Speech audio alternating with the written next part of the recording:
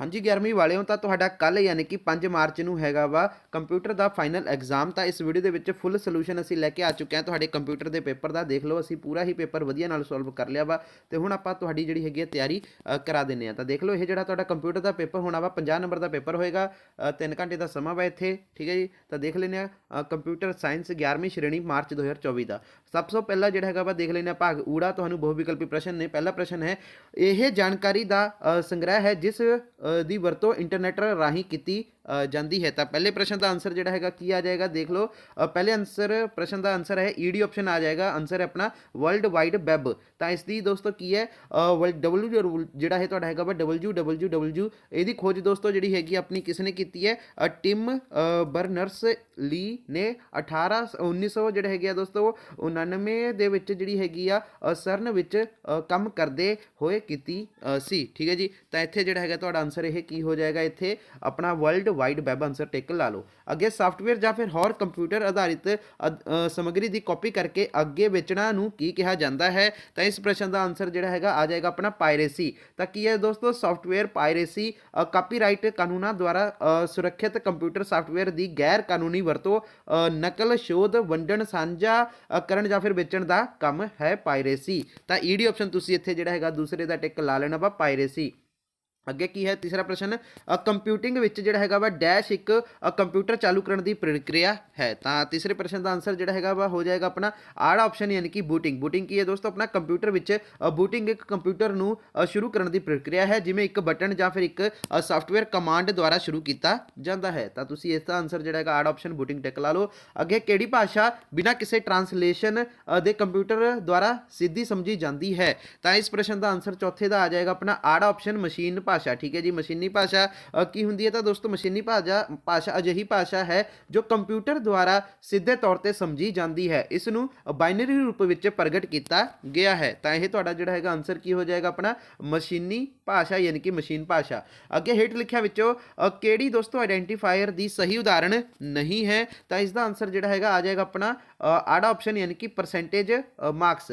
ਆਇਡੈਂਟੀਫਾਇਰ ਦੀਆਂ ਉਦਾਹਰਨਾਂ ਇੱਕ ਨਾਮ ਜਾਂ ਫਿਰ ਕਾਰਡ ਨੰਬਰ ਜਾਂ ਕਿਸੇ ਵਿਅਕਤੀ ਦੀ ਪਛਾਣ ਅਤੇ ਸੰਬੰਧਿਤ ਜਿਹੜੀਆਂ ਵਿਸ਼ੇਸ਼ਤਾਵਾਂ ਜਿਹੜੀ ਹੈਗੇ ਨੇ ਦਰਸਾਉਣ ਲਈ ਵਰਤਿਆ ਜਾਣ ਵਾਲਾ ਦੋਸਤੋ ਕੀ ਹੈ ਵਿਲੱਖਣ ਡਾਟਾ ਹੈਗਾ ਵਾ। ਤਾਂ ਇਸ ਲਈ ਜਿਹੜਾ ਹੈਗਾ ਇੱਥੇ ਆਪਣਾ ਆਨਸਰ ਕੀ ਹੋ ਜਾਏਗਾ ਇਹ ਪਰਸੈਂਟੇਜ ਮਾਰਕਸ ਇਹ ਨਹੀਂ ਹੈ, ਬਾਕੀ ਹੈਗੀਆਂ ਨੇ। ਉਸ ਤੋਂ ਬਾਅਦ ਹੈ ਕਿਹੜਾ ਆਪਰੇਟਰ ਕੇਵਲ ਇੱਕ ਹੀ ਆਪਰੈਂਡ ਉੱਪਰ ਕੰਮ ਕਰਦਾ ਹੈ। ਤਾਂ ਦੋਸਤੋ ਇਸ ਪ੍ਰਸ਼ਨ ਦਾ ਆਨਸਰ ਆ ਜਾਏਗਾ ਆਪਣਾ ਯੂਨਰੀ, ਠੀਕ ਹੈ ਜੀ। ਊੜਾ ਆਪਸ਼ਨ। ਤਾਂ ਯੂਨਰੀ ਕੀ ਹੈ ਦੋਸਤੋ ਆਪਣਾ ਇੱਕ ਯੂਨਰੀ ਆਪਰੇਸ਼ਨ ਇੱਕ ਅਜਿਹਾ ਆਪਰੇਸ਼ਨ ਹੁੰਦਾ ਹੈ ਜਿਸ ਵਿੱਚ ਸਿਰਫ ਇੱਕ ਆਪਰੈਂਡ ਹੀ ਹੁੰਦਾ ਹੈ। ਤਾਂ ਇੱਥੇ ਜਿਹੜਾ ਹੈਗਾ ਤੁਸੀਂ ਆਪਣਾ ਊੜਾ ਆਪਸ਼ਨ ਟਿਕ ਲਾ ਲੈਣਾ ਵਾ। ਖਾਲੀ ਥਾਵਾਂ ਨੇ ਡੈਸ਼ ਦਾ ਡਿਜ਼ਾਈਨ ਅਸਾਧਾਰਨ ਅਤੇ ਇਕਸਾਰ ਹੋਣਾ ਚਾਹੀਦਾ ਹੈ। ਤਾਂ ਇਸ ਪ੍ਰਸ਼ਨ ਦਾ ਆਨਸਰ ਜਿਹੜਾ ਹੈਗਾ ਆ ਜਾਏਗਾ ਵੈਬਸਾਈਟ ਦਾ ਡਿਜ਼ਾਈਨ, ਠੀਕ ਹੈ ਜੀ। ਤਾਂ ਵੈਬਸਾਈਟ ਕੀ ਹੈ ਦੋਸਤੋ ਵੈਬਸਾਈਟ ਵਰਲਡ ਵਾਈਡ ਵੈਬ ਪੰਨਿਆਂ ਦਾ ਇੱਕ ਸਮੂਹ ਜਿਸ ਵਿੱਚ ਆਮ ਤੌਰ ਤੇ ਇੱਕ ਦੂਜੇ ਦੇ ਲਿੰਕ ਹੁੰਦੇ ਹਨ ਅਤੇ ਕਿਸੇ ਵਿਅਕਤੀ, ਕੰਪਨੀ ਜਾਂ ਫਿਰ ਸੰਸਥਾ ਦੁਆਰਾ ਆਨਲਾਈਨ ਉਪਲਬਧ ਹੁੰਦੇ ਹਨ। ਤਾਂ ਇਹ ਤੁਹਾਡਾ ਵੈਬਸਾਈਟ ਦਾ ਮੀਨਿੰਗ ਹੋ ਗਿਆ। ਅੱਗੇ ਆਪਣਾ ਡੈਸ਼ ਇੱਕ ਵੈਬ ਆਧਾਰਿਤ ਉਪਕਰਨ ਹੈ ਜੋ ਉਪਭੋਗਤਾਵਾਂ ਨੂੰ ਵਰਲਡ ਵਾਈਡ ਵੈਬ ਤੇ ਜਾਣਕਾਰੀ ਲੱਭਣ ਦੇ ਯੋਗ ਬਣਾਉਂਦਾ ਹੈ। ਤਾਂ ਸਿੰਪਲ ਦੇ ਵਿੱਚ ਦੱਸੀਏ ਤਾਂ ਸਰਚ ਇੰਜਨ। ਸਰਚ ਇੰਜਨ ਕੀ ਹੁੰਦੀਆਂ ਨੇ ਜਿਨ੍ਹਾਂ ਤੇ ਆਪਾਂ ਸਰਚ ਕਰਦੇ ਹਾਂ, ਜਿਵੇਂ ਕਿ ਇਹਨਾਂ ਦੀ ਪ੍ਰਸਿੱਧ ਐਗਜ਼ਾਮਪਲਾਂ ਕਿਹੜੀਆਂ ਨੇ ਗੂਗਲ, ਯਾਹੂ ਆਦਿ। ਉਸ ਤੋਂ ਬਾਅਦ ਆਪਣਾ ਤੀਸਰਾ ਪ੍ਰਸ਼ਨ ਹੈ ਕਿ ਐਂਟੀਵਾਇਰਸ ਸਾਫਟਵੇਅਰ ਸਾਡੇ ਕੰਪਿਊਟਰ ਨੂੰ ਡੈਸ਼ ਤੋਂ ਸੁਰੱਖਿਅਤ ਕਰਦਾ ਹੈ। ਤਾਂ ਕਿਸ ਤੋਂ ਸੁਰੱਖਿਅਤ ਕਰਦਾ ਹੈ ਵਾਇਰਸ ਤੋਂ। ਵਾਇਰਸ ਕੀ ਹੈ ਦੋਸਤੋ ਇੱਕ ਕੰਪਿਊਟਰ ਵਾਇਰਸ ਇੱਕ ਕਿਸਮ ਦਾ ਖਤਰਨਾਕ ਸੌਫਟਵੇਅਰ ਜਾਂ ਫਿਰ ਦੋਸਤੋ ਮਾਲਵੇਅਰ ਹੈ ਜੋ ਕੰਪਿਊਟਰ ਦੇ ਵਿਚਕਾਰ ਫੈਲਦਾ ਹੈ। ਉਸ ਤੋਂ ਬਾਅਦ ਆਪਣਾ ਪ੍ਰਸ਼ਨ ਹੈ ਕਿ ਡੈਸ਼ ਟਾਈਪ ਫੇਸ ਅਤੇ ਹੋਰ ਗੁਣਾਂ ਦਾ ਸੁਮੇਲ ਹੈ ਜਿਵੇਂ ਕਿ ਆਕਾਰ, ਪਿਚ, ਸਪੇਸਿੰਗ। ਤਾਂ ਇਸ ਦਾ ਆਨਸਰ ਕੀ ਆ ਜਾਏਗਾ ਦੋਸਤੋ ਇਸ ਦਾ ਆਨਸਰ ਜਿਹੜਾ ਹੈਗਾ ਆ ਜਾਏਗਾ ਆਪਣਾ ਫੌਂਟ। ਫੌਂਟ ਕੀ ਹੈ ਦੋਸਤੋ ਫੌਂਟ ਇੱਕ ਖਾਸ ਸ਼ੈਲੀ ਅਤੇ ਆਕਾਰ ਵਿੱਚ ਛਪਣਯੋਗ ਪ੍ਰਦਰਸ਼ਿਤ ਕਰਨ ਦੇ ਅੱਖਰਾਂ ਦਾ ਸਮੂਹ ਨੂੰ ਪੇਸ਼ ਕਰਦੀ ਹੈ, ਠੀਕ ਹੈ ਜੀ। ਤਾਂ ਇੱਥੇ ਆਨਸਰ ਜਿਹੜਾ ਹੈਗਾ ਤੁਹਾਡਾ ਫੌਂਟ ਆ ਜਾਏਗਾ। ਉਸ ਤੋਂ ਬਾਅਦ ਆਪਣਾ ਡੈਸ਼ ਉਹ ਡਾਟਾ ਆਈਟਮਸ ਹੁੰਦੀਆਂ ਹਨ ਜਿਨ੍ਹਾਂ ਉੱਪਰ ਆਪਰੇਟਰਸ ਆਪਣਾ ਕੰਮ ਕਰਦੇ ਹਨ। ਤਾਂ ਇਸ ਪ੍ਰਸ਼ਨ ਦਾ ਆਨਸਰ ਜਿਹੜਾ ਹੈਗਾ ਆ ਜਾਏਗਾ ਆਪਣਾ ਆਪਰੈਂਡਸ, ਠੀਕ ਹੈ ਜੀ। ਤਾਂ ਆਪਰੈਂਡ ਕੀ ਹੈ ਦੋਸਤੋ ਇੱਕ ਕੰਪਿਊਟਰ ਪ੍ਰੋਗਰਾਮ ਅਤੇ ਗਣਿਤ ਵਿੱਚ ਇੱਕ ਮੂਲ ਜਾਂ ਫਿਰ ਦੋਸਤੋ ਸਮੀਕਰਨ ਦਾ ਹਵਾਲਾ ਦੇਣ ਲਈ ਵਰਤਿਆ ਜਾਂਦਾ ਹੈ। ਤਾਂ ਆਪਰੈਂਡਸ ਇੱਥੇ ਦੋਸਤੋ ਜਿਹੜਾ ਹੈਗਾ ਤੁਹਾਡਾ ਆਨਸਰ ਹੋ ਜਾਏਗਾ। ਅੱਗੇ ਤੀਸਰਾ ਪ੍ਰਸ਼ਨ ਹੇਠ ਲਿਖਿਆ ਪ੍ਰਸ਼ਨਾਂ ਦੇ ਉੱਤਰ ਦਿਓ। ਤਾਂ ਦੇਖੋ HTML ਸ਼ਬਦ ਦਾ ਜਿਹੜਾ ਹੈਗਾ ਵਾ ਪੂਰਾ ਨਾਮ ਲਿਖੋ। HTML ਕੀ ਹੈ ਤਾਂ ਦੋਸਤੋ ਇਸ ਦਾ ਆਨਸਰ ਆ ਜਾਏਗਾ ਆਪਣਾ hyper text markup language. Punjabi ਦੇ ਵਿੱਚ ਵੀ ਦੋਸਤੋ ਤੁਸੀਂ ਇਸ ਨੂੰ ਜਿਹੜਾ ਹੈਗਾ ਵਾ ਦੇਖ ਸਕਦੇ ਹੋ ਕਿ ਕਿਵੇਂ ਲਿਖਣਾ ਵਾ ਹਾਈਪਰ ਟੈਕਸਟ ਮਾਰਕਅਪ ਲੈਂਗੁਏਜ।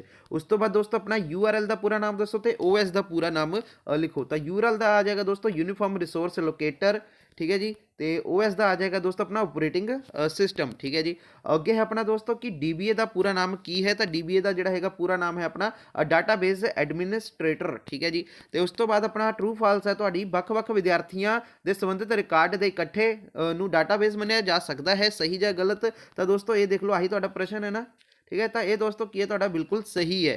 उस तो बाद अपना प्रश्न है कि डाटाबेस मैनेजमेंट सिस्टम एक हार्डवेयर है, तो दोस्तों इस प्रश्न का आंसर जो है ਤੁਹਾਡਾ गलत आ जाएगा। उस तो बाद ਹੁਣ ਆਪਣਾ ਅਗਲਾ ਪ੍ਰਸ਼ਨ ਦੇਖੋ ਕੀ ਇੱਥੇ ਭਾਗ ਆੜਾ ਵਾ। ਤਾਂ ਦੇਖੋ ਭਾਗ ਆੜੇ ਦੇ ਵਿੱਚ ਪਹਿਲਾ ਪ੍ਰਸ਼ਨ ਹੈ ਵੈਬਸਾਈਟ ਡਿਵੈਲਪਮੈਂਟ ਦੇ ਵੱਖ-ਵੱਖ ਪੜਾਅ ਕੀ ਹਨ। ਠੀਕ ਹੈ ਜੀ। ਤਾਂ ਦੇਖੋ ਕੀ ਆਨਸਰ ਇਹਦਾ, ਵੈਬਸਾਈਟ ਡਿਵੈਲਪਮੈਂਟ ਦੇ ਵੱਖ-ਵੱਖ ਪੜਾਅ ਹੇਠ ਦਿੱਤੇ ਹਨ। ਜਾਣਕਾਰੀ ਇਕੱਠੀ ਕਰਨਾ, ਯੋਜਨਾਬੰਦੀ, ਡਿਜ਼ਾਈਨ, ਵਿਕਾਸ, ਟੈਸਟਿੰਗ ਅਤੇ ਡਿਲੀਵਰੀ ਅਤੇ ਰਖਾ। ਠੀਕ ਹੈ ਜੀ। ਤਾਂ ਇਹ ਤੁਹਾਡਾ ਆਨਸਰ ਹੋ ਗਿਆ। ਅੱਗੇ HTML ਡਾਕੂਮੈਂਟ ਦੀ ਜਿਹੜੀ ਹੈਗੀ ਬਣਤਰ ਲਿਖੋ। ਤਾਂ HTML ਡਾਕੂਮੈਂਟ ਦੀ ਬਣਤਰ ਦੇਖੋ ਕੀ ਹੈ। HTML ਡਾਕੂਮੈਂਟ HTML ਟੈਗ ਤੋਂ ਸ਼ੁਰੂ ਹੁੰਦਾ ਹੈ ਅਤੇ HTML ਟੈਗ ਨਾਲ ਕਲੋਜ਼ ਟੈਗ ਨਾਲ ਜਿਹੜਾ ਹੈਗਾ ਖਤਮ ਕੀਤਾ ਜਾਂਦਾ ਹੈ। HTML ਡਾਕੂਮੈਂਟ ਦੀ ਬਣਤਰ ਮੁੱਖ ਤੌਰ ਤੇ ਦੋ ਹਿੱਸਿਆਂ ਵਿੱਚ ਵੰਡਿਆ ਜਾਂਦਾ ਹੈ। HTML ਭਾਗ, ਇਹ ਭਾਗ HTML ਟੈਗ ਨਾਲ ਸ਼ੁਰੂ ਅਤੇ HTML ਟੈਗ ਦੇ ਨਾਲ ਜਿਹੜਾ ਹੈਗਾ ਖਤਮ ਕੀਤਾ ਜਾਂਦਾ ਹੈ। ਇਸ ਭਾਗ ਵਿੱਚ HTML ਡਾਕੂਮੈਂਟ ਦੇ ਸਿਰਲੇਖ, ਟਾਈਟਲ ਅਤੇ ਮੈਟਾ ਡਾਟਾ ਬਾਰੇ ਕੁਝ ਜਾਣਕਾਰੀ ਦਿੰਦੀ ਹੈ। ਠੀਕ ਹੈ। ਆਹ ਤੁਹਾਡੀ ਇੱਥੇ ਇੱਕ ਲਾਈਨ ਪਾਈ ਹੋਈ ਹੈ, ਇਹ ਕਲੋਜ਼ਿੰਗ ਟੈਗ ਆ, ਇਹ ਜਿਹੜਾ ਹੈਗਾ ਦੋਸਤੋ ਆਪਣਾ ਤੁਹਾਡਾ ਓਪਨ ਟੈਗ ਆ। ਤਾਂ ਦੇਖੋ ਬੋਡੀ, ਤਾਂ ਬੋਡੀ ਭਾਗ, ਇਹ ਬੋਡੀ ਭਾਗ ਦੇ ਵਿੱਚ ਜਿਹੜਾ ਹੈਗਾ ਵਾ ਬੋਡੀ ਟੈਗ ਨਾਲ ਸ਼ੁਰੂ ਅਤੇ ਆਹ ਵਾਲਾ ਜਿਹੜਾ ਹੈਗਾ ਵਾ ਦੋਸਤੋ ਤੁਹਾਡਾ ਇਸ ਟੈਗ ਨਾਲ ਜਿਹੜਾ ਹੈਗਾ ਵਾ ਖਤਮ ਕੀਤਾ ਜਾਂਦਾ ਹੈ। ਇਸ ਟੈਗ ਵਿੱਚ ਉਹ ਸਾਰੀ ਜਾਣਕਾਰੀ ਸ਼ਾਮਿਲ ਹੁੰਦੀ ਹੈ ਜੋ ਵੈਬ ਪੇਜ ਤੇ ਪ੍ਰਦਰਸ਼ਿਤ ਕੀਤੀ ਜਾਂਦੀ ਹੈ। ਉਸ ਤੋਂ ਬਾਅਦ ਆਨਲਾਈਨ ਸਰਚ ਵਿੱਚ ਕੋਟੇਸ਼ਨ ਮਾਰਕਸ ਦੀ ਵਰਤੋਂ ਦੱਸੋ।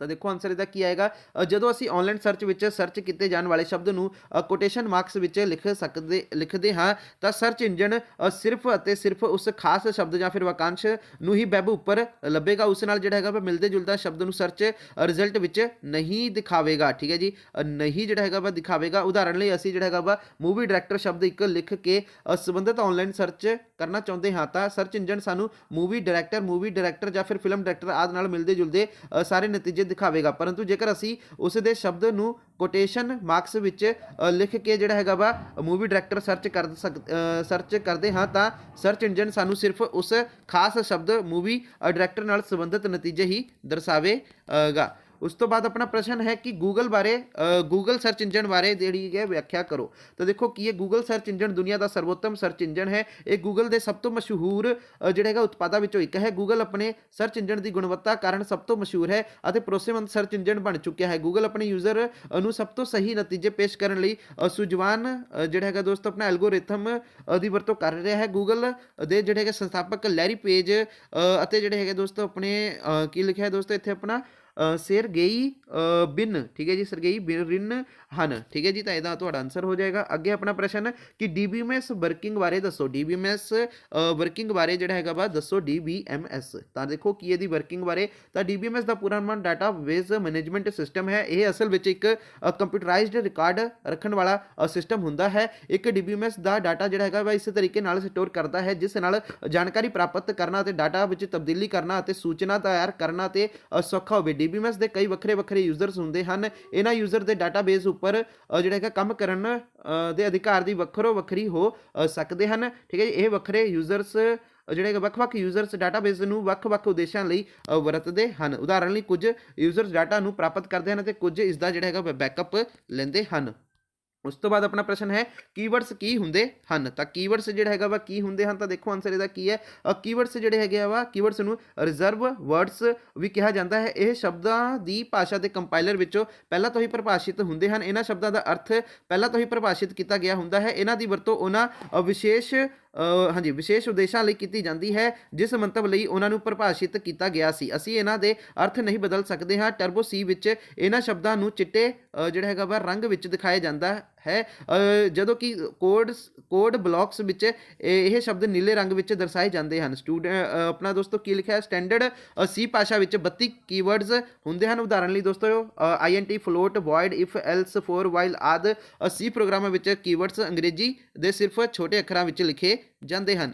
ਉਸ ਤੋਂ ਬਾਅਦ ਆਪਣਾ ਅਗਲਾ ਪ੍ਰਸ਼ਨ ਹੈ ਕੰਡੀਸ਼ਨਲ ਓਪਰੇਟਰਸ ਜਿਹੜੇ ਹੈਗੇ ਆਪਣੇ ਓਪਰੇਟਰਸ ਨੂੰ ਪਰਿਭਾਸ਼ਿਤ ਕਰੋ। ਕੰਡੀਸ਼ਨਲ ਓਪਰੇਟਰਸ ਨੂੰ ਤਾਂ ਦੇਖੋ ਇਸ ਪ੍ਰਸ਼ਨ ਦਾ ਆਨਸਰ ਕੀ ਹੈ ਆਪਣਾ, ਇਸ ਆਪਰੇਟਰ ਨੂੰ ਜਿਹੜਾ ਹੈਗਾ ਦੋਸਤੋ ਕੀ ਹੈ, ਟਰਨਰੀ ਆਪਰੇਟਰ ਵੀ ਕਿਹਾ ਜਾਂਦਾ ਹੈ। ਇਸ ਆਪਰੇਟਰ ਨੂੰ ਆਪਣਾ ਕੰਮ ਕਰਨ ਲਈ 3 ਆਪਰੈਂਟਸ ਦੀ ਜਿਹੜੀ ਜ਼ਰੂਰਤ ਪੈਂਦੀ ਹੈ। ਕੰਡੀਸ਼ਨਲ ਟਰਨਰੀ ਆਪਰੇਟਰ ਨੂੰ ਜਿਹੜਾ ਹੈਗਾ ਵਾ ਇਹ ਕੁਐਸਚਨ ਮਾਰਕ ਚਿੰਨ੍ਹ ਨਾਲ ਜਿਹੜਾ ਹੈਗਾ ਦੁਆਰਾ ਪ੍ਰਦਰਸ਼ਿਤ ਕੀਤਾ ਜਾਂਦਾ ਹੈ। ਇਸ ਆਪਰੇਟਰ ਨੂੰ ਵਰਤਣ ਦਾ ਜਿਹੜਾ ਹੈਗਾ ਵਾ ਸਿੰਟੈਕਸ ਹੇਠਾਂ ਦਿੱਤਾ ਗਿਆ ਹੈ, ਜਿਵੇਂ ਕਿ ਆਹ ਦੇਖੋ ਦੋਸਤੋ ਤੁਹਾਡਾ ਦਿੱਤਾ ਹੋਇਆ ਵਾ। ਉਸ ਤੋਂ ਬਾਅਦ ਜਿਹੜਾ ਹੈਗਾ ਵਾ ਇਸ ਵਿੱਚ ਜਿਹੜਾ ਹੈਗਾ ਆਹ ਤੁਹਾਡਾ ਦਿੱਤਾ ਹੋਇਆ EXP1 ਵਿੱਚ ਜਿਹੜਾ ਹੈਗਾ ਵਾ ਇੱਕ ਕੰਡੀਸ਼ਨਲ ਐਕਸਪ੍ਰੈਸ਼ਨ, ਇਸ ਨੂੰ ਆਪਾਂ ਇਹਦੀ ਫੁੱਲ ਫਾਰਮ ਕੀ ਹੋਏਗੀ ਦੋਸਤੋ, ਆਪਣਾ ਐਕਸਪ੍ਰੈਸ਼ਨ ਹੋਣੀ ਚਾਹੀਦੀ ਹੈ ਜੋ ਹਮੇਸ਼ਾ ਟਰੂ 1 ਜਾਂ ਫਿਰ ਫਾਲਸ 0 ਦਾ ਨਤੀਜਾ ਪ੍ਰਦਾਨ ਕਰਦੀ ਹੈ। ਜੇਕਰ ਐਕਸਪ੍ਰੈਸ਼ਨ 1 ਦਾ ਨਤੀਜਾ ਟਰੂ ਪ੍ਰਾਪਤ ਹੁੰਦਾ ਹੈ ਤਾਂ ਐਕਸਪੈਰੀਮੈਂਟ 2 ਦਾ ਆਪਣਾ ਕੰਮ ਕਰੇਗਾ ਤੇ ਨਹੀਂ ਤਾਂ ਐਕਸਪੈਰੀਮੈਂਟ 3 ਆਪਣਾ ਕੰਮ ਕਰੇਗਾ। ਠੀਕ ਹੈ ਜੀ, ਤਾਂ ਇੱਥੇ EXP ਦਾ ਜਿਹੜਾ ਹੈਗਾ ਮਤਲਬ ਕੀ ਹੋ ਜਾਏਗਾ, ਐਕਸਪ੍ਰੈਸ਼ਨ। ਉਸ ਤੋਂ ਬਾਅਦ ਦੋਸਤੋ ਆਪਣਾ ਅਗਲਾ ਪ੍ਰਸ਼ਨ ਦੇਖੋ ਕੀ ਹੈ ਇੱਥੇ। ਹੁਣ ਤੁਹਾਡਾ ਭਾਗ ED ਦੇ ਵਿੱਚੋਂ ਪ੍ਰਸ਼ਨ ਆ, ਠੀਕ ਹੈ ਜੀ, ਕਿ ਸਾਈਬਰ ਹਮਲਿਆਂ ਦੇ ਕਾਰਨ ਦਾ ਵਿਸਥਾਰ ਸਹਿਤ ਵਿਆਖਿਆ ਕਰੋ। ਬਾਕੀ ਦੋਸਤੋ ਥੱਲੇ ਆ ਜਿਹੜਾ ਪ੍ਰਸ਼ਨ ਪੱਤਰ ਸੇਮ ਜਿਹੜਾ ਉੱਪਰ ਤੁਹਾਨੂੰ ਅਸੀਂ ਕਰਾਇਆ ਵਾ ਉਹੀ ਪ੍ਰਸ਼ਨ ਪੱਤਰ ਇੰਗਲਿਸ਼ ਮੀਡੀਅਮ ਦੇ ਵਿੱਚ ਆ। ਠੀਕ ਹੈ ਜੀ, ਤਾਂ ਆਹ ਵਾਲਾ ਪ੍ਰਸ਼ਨ ਪੱਤਰ ਦੋਸਤੋ ਤੁਸੀਂ ਆਨਸਰ ਜਿਹੜਾ ਹੈਗਾ ਇਹਨਾਂ ਨੂੰ ਲੱਭ ਲਓ। ਬਾਕੀ ਮੈਂ ਕੋਸ਼ਿਸ਼ ਕਰੂੰਗਾ ਇਹਦਾ ਜਿਹੜਾ ਹੈਗਾ ਪਾਰਟ 2 ਬਣਾ ਕੇ ਇਸ ਦੇ ਵਿੱਚ ਜਿਹੜਾ ਹੈਗਾ ਇੰਗਲਿਸ਼ ਮੀਡੀਅਮ ਦੇ ਵਿਦਿਆਰਥੀਆਂ ਲਈ ਵੀ ਆਹ ਜਿਹੜਾ ਪ੍ਰਸ਼ਨ ਪੱਤਰ ਆ ਜਿਵੇਂ ਪੰਜਾਬੀ ਮੀਡੀਅਮ ਦਾ ਹੱਲ ਕੀਤਾ ਉਸੇ ਤਰ੍ਹਾਂ ਦੋਸਤੋ ਜਿਹੜਾ ਹੈਗਾ ਇੰਗਲਿਸ਼ ਮੀਡੀਅਮ ਦੇ ਵਿਦਿਆਰਥੀਆਂ ਦੇ ਲਈ ਵੀ ਹੱਲ ਕਰ ਦਈਏ। ਪਾਰਟ 2 ਬਣਾਉਂਗਾ ਤੇ ਪਾਰਟ 2 ਦੇ ਵਿੱਚ ਇਸ ਨੂੰ ਸੋਲਵ ਕਰਕੇ ਅਸੀਂ ਦੱਸ ਦਾਂਗੇ ਤੁਹਾਨੂੰ। ਤਾਂ ਦੇਖੋ ਦੋਸਤੋ ਸਭ ਤੋਂ ਪਹਿਲਾਂ ਕੀ ਪ੍ਰਸ਼ਨ ਹੈ, ਸਾਈਬਰ ਹਮਲਿਆਂ ਦੇ ਕਾਰਨ ਦਾ ਵਿਸਥਾਰ ਪੂਰਵਕ ਜਿਹੜਾ ਹੈਗਾ ਸਾਹਿਤ ਵਿਆਖਿਆ ਕਰੋ। ਤਾਂ ਦੇਖੋ ਸਾਈਬਰ ਹਮਲਿਆਂ ਦੇ ਕਾਰਨ ਤਾਂ ਸਭ ਤੋਂ ਪਹਿਲਾਂ ਕੀ ਹੈ ਦੋਸਤੋ, ਇੰਟਰਨੈਟ ਤੱਕ ਆਸਾਨ ਪਹੁੰਚ। ਠੀਕ ਹੈ ਜੀ, ਅਜੋਕੇ ਸਮੇਂ ਵਿੱਚ ਇੰਟਰਨੈਟ ਦੀ ਵਰਤੋਂ ਕਰਨਾ ਬਹੁਤ ਹੀ ਆਸਾਨ ਹੋ ਗਿਆ ਹੈ। ਲੋਕ ਇੰਟਰਨੈਟ ਉੱਪਰ ਵੱਖ-ਵੱਖ ਤਰੀਕਿਆਂ ਨਾਲ ਜਿਹੜਾ ਹੈਗਾ ਵਾ ਨਾਲ ਜਾਣੇ ਅਣਜਾਣੇ ਆਪਣੀ ਨਿੱਜੀ ਜਾਣਕਾਰੀ ਸ਼ੇਅਰ ਕਰ ਰਹੇ ਹਨ। ਅਜਿਹਾ ਕਰਨ ਨਾਲ ਸਾਈਬਰ ਅਪਰਾਧੀਆਂ ਨੂੰ ਸਾਈਬਰ ਹਮਲੇ ਕਰਨ ਵਿੱਚ ਜਿਹੜਾ ਹੈਗਾ ਵਾ ਬਲ ਮਿਲਦਾ ਹੈ। ਤਕਨੀਕੀ ਜਾਣਕਾਰੀ ਦੀ ਘਾਟ, ਲੋਕ ਆਸਾਨੀ ਨਾਲ ਜਿਹੜਾ ਹੈਗਾ ਇੰਟਰਨੈਟ ਦਾ ਇਸਤੇਮਾਲ ਤਾਂ ਕਰ ਰਹੇ ਹਨ ਪਰੰਤੂ ਲੋਕਾਂ ਨੂੰ ਇੰਟਰਨੈਟ ਸੰਬੰਧੀ ਤਕਨੀਕੀ ਜਾਣਕਾਰੀ ਬਿਲਕੁਲ ਵੀ ਨਹੀਂ ਹੁੰਦੀ ਹੈ। ਅਜਿਹੇ ਵਿਅਕਤੀ ਅਣਜਾਣ ਲਿੰਕਸ ਜਾਂ ਫਿਰ ਸਾਈਟਸ ਉੱਪਰ ਆਪਣੀ ਨਿੱਜੀ ਜਾਣਕਾਰੀ ਭਰ ਕੇ ਸਾਈਬਰ ਅਪਰਾਧੀਆਂ ਦੇ ਜਲ ਵਿੱਚ ਜਿਹੜਾ ਹੈਗਾ ਵਾ ਫਸ ਜਾਂਦੇ ਹਨ। ਸਿਕਿਉਰਿਟੀ ਅਤੇ ਪ੍ਰਾਈਵੇਸੀ ਦੀ ਸੁਚੱਜੀ ਵਰਤੋਂ ਨਾ ਕਰਨਾ, ਬਹੁਤੇ ਲੋਕ ਇੰਟਰਨੈਟ ਦੀ ਵਰਤੋਂ ਜਿਹੜੀ ਹੈਗੀ ਸਮੇਂ ਕਿਸੇ ਤਰ੍ਹਾਂ ਦੀ ਜਿਹੜੀ ਹੈਗੀ ਆ ਸਿਕਿਉਰਿਟੀ ਜਾਂ ਫਿਰ ਪ੍ਰਾਈਵੇਸੀ ਦੀ ਵਰਤੋਂ ਨਹੀਂ ਕਰਦੇ, ਜਿਸ ਕਾਰਨ ਸਾਈਬਰ ਅਪਰਾਧੀ ਆਸਾਨੀ ਨਾਲ ਜਿਹੜਾ ਹੈਗਾ ਉਹਨਾਂ ਦੇ ਆਨਲਾਈਨ ਖਾਤਿਆਂ ਨੂੰ ਨੁਕਸਾਨ ਪਹੁੰਚਾ ਸਕਦੇ ਹਨ। ਅਪਰਾਧਿਕ ਬੁੱਧੀ ਜਾਂ ਫਿਰ ਬਦਲੇ ਦੀ ਭਾਵਨਾ, ਅਜੋਕੇ ਸਮੇਂ ਵਿੱਚ ਬਹੁਤ ਸਾਰੇ ਮਨੁੱਖ ਦੀ ਜਿਹੜੀ ਅਪਰਾਧਿਕ ਬੁੱਧੀ ਅਤੇ ਬਦਲੇ ਦੀ ਭਾਵਨਾ ਕਰਕੇ ਵੀ ਸਾਈਬਰ ਹਮਲੇ ਵੀ ਵੱਧ ਰਹੇ ਹਨ। ਤੇ ਅਗਲਾ ਦੋਸਤੋ ਤੁਹਾਡਾ IT ਅਪਰਾਧ ਅਤੇ ਕਾਨੂੰਨ ਦੀ ਅਗਿਆਨਤਾ। ਤਾਂ ਸਾਈਬਰ ਹਮਲਿਆਂ ਦੀ ਗਿਣਤੀ ਇਸ ਕਰਕੇ ਵੀ ਵੱਧਦੀ ਜਾ ਰਹੀ ਹੈ ਕਿਉਂਕਿ ਬਹੁਤ ਲੋਕਾਂ ਨੇ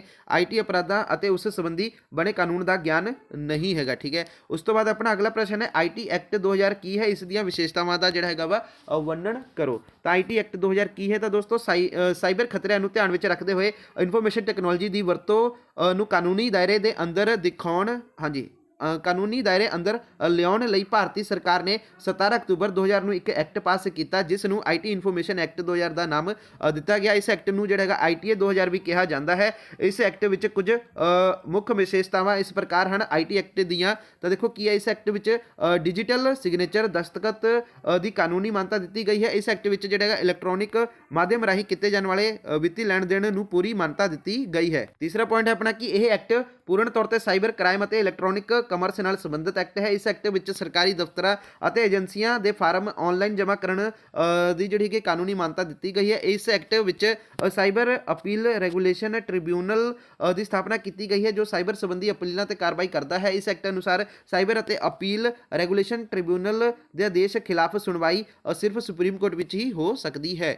ਤਾਂ ਇਹ ਤੁਹਾਡਾ ਆਨਸਰ ਹੋ ਗਿਆ। ਉਸ ਤੋਂ ਬਾਅਦ ਆਪਣਾ ਭਾਸ਼ਾ ਟਰਾਂਸਲੇਟਰ ਕੀ ਹੁੰਦੇ ਹਨ, ਕਿਸੇ ਇੱਕ ਟਰਾਂਸਲੇਟਰ ਦੀ ਵਿਆਖਿਆ ਕਰੋ। ਤਾਂ ਦੋਸਤੋ ਇਸ ਪ੍ਰਸ਼ਨ ਦਾ ਆਨਸਰ ਦੇਖ ਲੈਂਦੇ ਆ। ਤਾਂ ਆ ਰਿਹਾ ਦੋਸਤੋ ਭਾਸ਼ਾ ਟਰਾਂਸਲੇਟਰ ਜਿਹੜੇ ਹੈਗੇ ਆ ਉਹਨਾਂ ਨੂੰ ਭਾਸ਼ਾ ਪ੍ਰੋਸੈਸਰ ਵੀ ਕਿਹਾ ਜਾਂਦਾ ਹੈ, ਲੈਂਗੁਏਜ ਪ੍ਰੋਸੈਸਰ ਵੀ ਕਿਹਾ ਜਾਂਦਾ ਹੈ। ਇਹ ਸਿਸਟਮ ਪ੍ਰੋਗਰਾਮ ਹੁੰਦੇ ਹਨ। ਭਾਸ਼ਾ ਟਰਾਂਸਲੇਟਰਾਂ ਨੂੰ ਤਿਆਰ ਕਰਨ ਦਾ ਮਕਸਦ ਜਿਹੜਾ ਹੈਗਾ ਵਾ ਮੁੱਖ ਕੰਮਾਂ ਕਰਵਾਉਣਾ ਹੈ। ਪਹਿਲਾ ਸੋਰਸ ਪ੍ਰੋਗਰਾਮਾਂ ਨੂੰ ਆਬਜੈਕਟ ਕੋਡ ਵਿੱਚ ਜਿਹੜਾ ਹੈਗਾ ਵਾ ਦੋਸਤੋ ਟਰਾਂਸਲੇਟ ਕਰਨਾ ਤੇ ਦੂਸਰਾ ਸੋਰਸ ਪ੍ਰੋਗਰਾਮ ਵਿੱਚ ਸਿੰਟੈਕਸ ਗਲਤੀਆਂ ਨੂੰ ਜਿਹੜਾ ਹੈਗਾ ਵਾ ਉਹਦੇ ਐਰਰ ਦਾ ਜਿਹੜਾ ਹੈਗਾ ਪਤਾ ਲਗਾਉਣਾ। ਤੇ ਹਰੇਕ ਭਾਸ਼ਾ ਦਾ ਆਪਣਾ ਟਰਾਂਸਲੇਟਰ ਪ੍ਰੋਗਰਾਮ ਹੁੰਦਾ ਹੈ ਜੋ ਸਿਰਫ ਉਸ ਖਾਸ ਭਾਸ਼ਾ ਵਿੱਚ ਲਿਖੇ ਪ੍ਰੋਗਰਾਮ ਨੂੰ ਹੀ ਟਰਾਂਸਲੇਟ ਕਰ ਸਕਦਾ ਹੈ। ਅਸੈਂਬਲਰ, ਕੰਪਾਈਲਰ ਅਤੇ ਇੰਟਰਪ੍ਰੇਟਰ ਭਾਸ਼ਾ ਟਰਾਂਸਲੇਟਰ ਦੀਆਂ ਉਦਾਹਰਨਾਂ ਹਨ, ਜਿਵੇਂ ਕਿ ਸਭ ਤੋਂ ਪਹਿਲਾਂ ਅਸੈਂਬਲਰ। ਤਾਂ ਕੀ ਅਸੈਂਬਲਰ ਦੋਸਤੋ ਇਹ ਇੱਕ ਅਜਿਹਾ ਭਾਸ਼ਾ ਟਰਾਂਸਲੇਟਰ ਹੈ ਜੋ ਅਸੈਂਬਲੀ ਭਾਸ਼ਾ ਵਿੱਚ ਲਿਖੇ ਪ੍ਰੋਗਰਾਮਾਂ ਨੂੰ ਮਸ਼ੀਨੀ ਭਾਸ਼ਾ ਵਿੱਚ ਤਬਦੀਲ ਕਰਦਾ ਹੈ। ਅਸੈਂਬਲੀ ਭਾਸ਼ਾ ਵਿੱਚ ਲਿਖੇ ਗਏ ਪ੍ਰੋਗਰਾਮਾਂ ਨੂੰ ਸੋਰਸ ਪ੍ਰੋਗਰਾਮ ਵੀ ਕਿਹਾ ਜਾਂਦਾ ਹੈ। ਇਸ ਸੋਰਸ ਪ੍ਰੋਗਰਾਮ ਨੂੰ ਕੰਪਿਊਟਰ ਸਿੱਧੇ ਤੌਰ ਤੇ ਨਹੀਂ ਸਮਝ ਸਕਦਾ ਹੈ, ਇਸ ਲਈ ਇਸ ਨੂੰ ਮਸ਼ੀਨ ਦੇ ਸਮਝਣ ਯੋਗ ਫਾਰਮੈਟ ਵਿੱਚ ਟਰਾਂਸਲੇਟ ਕਰਨਾ ਜ਼ਰੂਰੀ ਹੈ। ਇਹ ਅਸੈਂਬਲਰ ਹੀ ਜੋ ਅਸੈਂਬਲੀ ਭਾਸ਼ਾ ਦੇ ਜਿਹੜੇ ਹੈਗੇ ਆ ਸੋਰਸ ਪ੍ਰੋਗਰਾਮ ਨੂੰ ਮਸ਼ੀਨ ਦੇ ਸਮਝਣਯੋਗ ਪ੍ਰੋਗਰਾਮ ਵਿੱਚ ਤਬਦੀਲ ਕਰਦਾ ਹੈ। ਟ੍ਰਾਂਸਲੇਸ਼ਨ ਤੋਂ ਬਾਅਦ ਬਣੇ ਕੋਡ ਨੂੰ ਆਬਜੈਕਟ ਪ੍ਰੋਗਰਾਮਾਂ ਜਿਹੜਾ ਹੈਗਾ ਵਾ ਕਿਹਾ ਜਾਂਦਾ ਹੈ, ਜਿਸ ਦੀ ਵਰਤੋਂ ਕਰਦੇ ਹੋਏ ਪ੍ਰੋਸੈਸਰ ਪ੍ਰੋਗਰਾਮ ਨੂੰ ਚਲਾਉਣ ਦੇ ਯੋਗ ਬਣਦਾ ਹੈ। ਜਿਵੇਂ ਕਿ ਤੁਸੀਂ ਆਹ ਡਾਇਗਰਾਮ ਵੀ ਦੇਖ ਸਕਦੇ ਹੋ, ਸੋਰਸ ਪ੍ਰੋਗਰਾਮ ਅਸੈਂਬਲੀ ਭਾਸ਼ਾ ਵਿੱਚ ਪ੍ਰੋਗਰਾਮ, ਤਾਂ ਫਿਰ ਦੋਸਤੋ ਇਹ ਇਨਪੁਟ ਹੋਏਗਾ ਭਾਸ਼ਾ ਟ੍ਰਾਂਸਲੇਟਰ ਅਸੈਂਬਲਰ ਦੇ ਰਾਹੀਂ, ਫਿਰ ਆਊਟਪੁੱਟ ਦੋਸਤੋ ਆਬਜੈਕਟ ਪ੍ਰੋਗਰਾਮ ਮਸ਼ੀਨ ਤੇ ਸਮਝਣਯੋਗ ਪ੍ਰੋਗਰਾਮ ਤੁਹਾਨੂੰ ਦਿਖੇਗਾ। ਤਾਂ ਇਹ ਤੁਹਾਡਾ ਜਿਹੜਾ ਆਨਸਰ ਹੋ ਜਾਏਗਾ। ਅਗਲਾ ਪ੍ਰਸ਼ਨ ਆਪਣਾ ਐਲਗੋਰਿਥਮ ਕੀ ਹੁੰਦਾ ਹੈ, ਉਹਨਾਂ ਦੇ ਵੱਖ-ਵੱਖ ਵਿਸ਼ੇਸ਼ਤਾਵਾਂ ਦਾ ਵਰਣਨ ਕਰੋ ਜੋ ਇੱਕ ਐਲਗੋਰਿਥਮ ਵਿੱਚ ਹੋਣੀਆਂ ਚਾਹੀਦੀਆਂ ਹਨ। ਤਾਂ ਦੇਖੋ ਦੋਸਤੋ ਕੀ ਹੈ ਇਸ ਪ੍ਰਸ਼ਨ ਦਾ ਆਨਸਰ। ਐਲਗੋਰਿਥਮ ਜਿਹੜਾ ਹੈਗਾ ਬਣਾਉਣਾ ਕੰਪਿਊਟਰ ਪ੍ਰੋਗਰਾਮਿੰਗ ਦੀ ਮੁੱਢਲੀ ਜ਼ਰੂਰਤ ਹੈ। ਇਹ ਦਿੱਤੀ ਗਈ ਸਮੱਸਿਆ ਨੂੰ ਕਿਵੇਂ ਹੱਲ ਕਰਦਾ ਹੈ ਤੇ ਇਸ ਦਾ ਕਦਮ ਦਰ ਕਦਮ ਇੱਕ ਵੇਰਵਾ ਹੁੰਦਾ ਹੈ। ਇੱਕ ਐਲਗੋਰਿਥਮ ਵਿੱਚ ਅਸੀਮਿਤ ਕਦਮ ਹੁੰਦੇ ਹਨ ਅਤੇ ਇਸ ਦਾ ਜਿਹੜਾ ਹੈਗਾ ਸਹੀ ਜਾਂ ਫਿਰ ਗਲਤ ਨਤੀਜਾ ਯਾਨੀ ਕਿ ਰਿਜ਼ਲਟ ਹਰ ਹਾਲਤ ਵਿੱਚ ਨਿਕਲਦਾ ਹੈ। ਇੱਕ ਪ੍ਰੋਗਰਾਮ ਬਣਾਉਣ ਤੋਂ ਪਹਿਲਾਂ ਇੱਕ ਪ੍ਰੋਗਰਾਮ ਪਹਿਲਾਂ ਐਲਗੋਰਿਥਮ ਸੈੱਟ ਕਰਦਾ ਹੈ। ਇੱਕ ਐਲਗੋਰਿਥਮ ਵਿੱਚ ਹੇਠ ਲਿਖੀਆਂ ਵਿਸ਼ੇਸ਼ਤਾਵਾਂ ਹੋਣੀਆਂ ਚਾਹੀਦੀਆਂ ਹਨ। ਹਰ ਕਦਮ ਸਹੀ ਹੋਣਾ ਚਾਹੀਦਾ ਹੈ, ਹਰ ਕਦਮ ਸਪਸ਼ਟ ਹੋਣਾ ਚਾਹੀਦਾ ਹੈ, ਅਰਥਾਤ ਇਸ ਦਾ ਦੋਹਰਾ ਅਰਥ ਨਹੀਂ ਹੋਣਾ ਚਾਹੀਦਾ ਹੈ। ਇਨਪੁਟ ਅਤੇ ਆਊਟਪੁੱਟ ਨੂੰ ਸਾਵਧਾਨੀ ਨਾਲ ਨਿਰਧਾਰਿਤ ਕਰਨਾ ਚਾਹੀਦਾ ਹੈ। ਕਦਮਾਂ ਨੂੰ ਅਨਿਸ਼ਚਿਤ ਸਮੇਂ ਲਈ ਨਹੀਂ ਦੁਹਰਾਇਆ ਜਾਣਾ ਚਾਹੀਦਾ ਹੈ। ਕਦਮਾਂ ਨੂੰ ਲਾਗੂ ਕਰਨ ਤੋਂ ਬਾਅਦ ਲੋੜੀਂਦਾ ਆਊਟਪੁੱਟ ਹਰ ਹਾਲ ਵਿੱਚ ਜਿਹੜਾ ਹੈਗਾ ਪ੍ਰਾਪਤ ਹੋਣਾ ਚਾਹੀਦਾ ਹੈ। ਤਾਂ ਇਹ ਤੁਹਾਡਾ ਪ੍ਰਸ਼ਨ ਪੂਰਾ ਹੱਲ ਹੋ ਗਿਆ। ਇਸ ਤੋਂ ਬਾਅਦ ਦੇਖ ਲਓ ਹੁਣ ਕੋਈ ਵੀ ਪ੍ਰਸ਼ਨ ਨਹੀਂ ਬਚਿਆ ਵਾ, ਬਸ ਇੱਥੇ ਹੁਣ ਜਿਹੜਾ ਹੈਗਾ ਵਾ ਇਹ ਕਲਾਸ 11th ਦਾ ਜਿਹੜਾ ਹੈਗਾ ਵਾ ਪੰਜਾਬੀ ਮੀਡੀਅਮ ਦਾ ਕਰ ਲਿਆ। ਹੁਣ ਇਹ ਥੱਲੇ ਇੰਗਲਿਸ਼ ਮੀਡੀਅਮ ਦੇ ਵਿੱਚ ਹੈਗਾ ਵਾ ਵਿਦਿਆਰਥੀਆਂ ਦਾ ਕੁਐਸਚਨ ਪੇਪਰ।